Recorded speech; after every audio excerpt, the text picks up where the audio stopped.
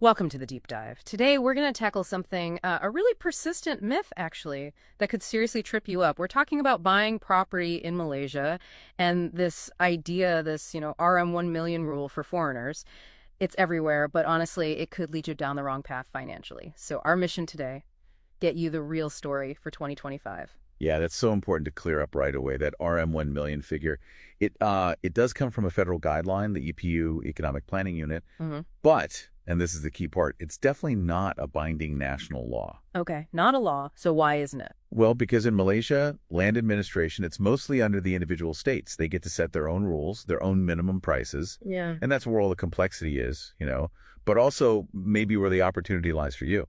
Right. Okay, so if it's not a national law, why is this RM1 million rule idea everywhere, so pervasive? What's the actual legal setup here that gives states that much power? It actually goes back to the federal constitution. It gives states the primary control over land. That's the foundation.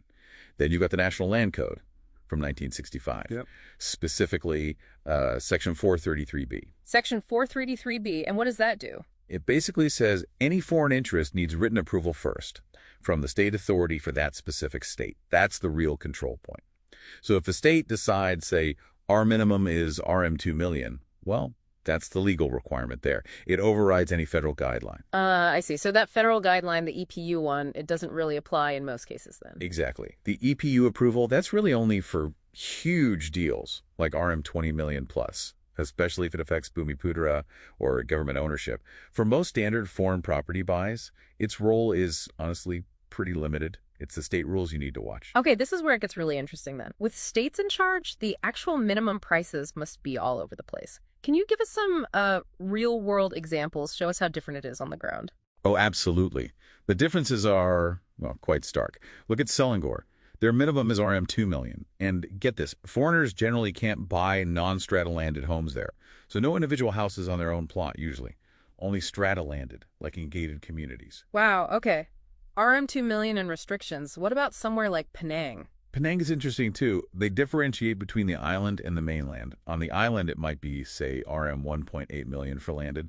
But go over to the mainland, and you can find strata properties, apartments maybe, for as low as RM 400,000. Plus, Penang adds a 3% state levy on top for foreign buyers. 400K versus 1.8 million? That's a huge difference. Are there places where it's even lower? Definitely. Some states, maybe Perlis or over in Sarawak, you might find minimums down around RM 500,000.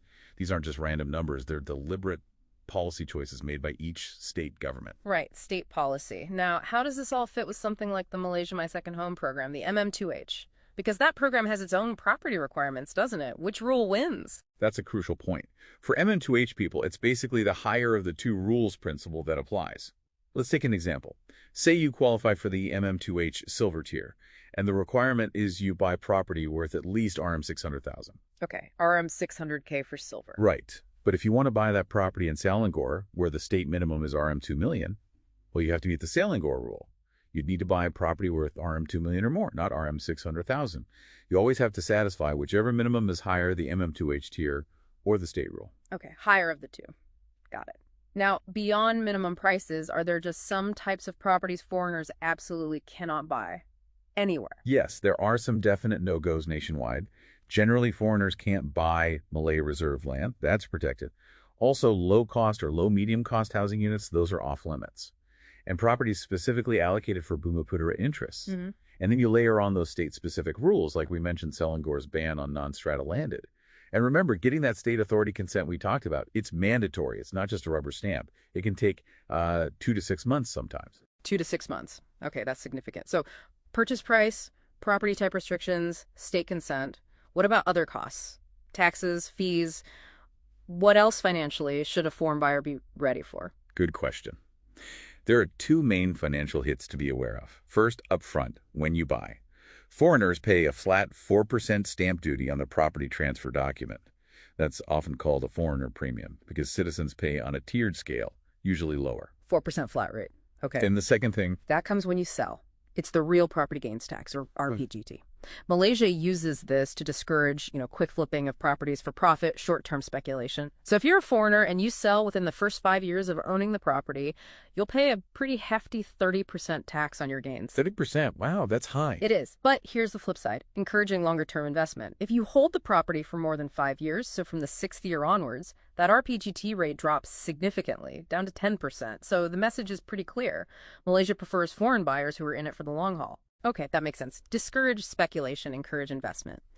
So, wrapping this up, what's the core takeaway for you, the listener? It really seems to be, forget that simple RM1 Million Rule myth. You have to understand the state-specific rules and the whole legal framework. Precisely. That's the absolute heart of it.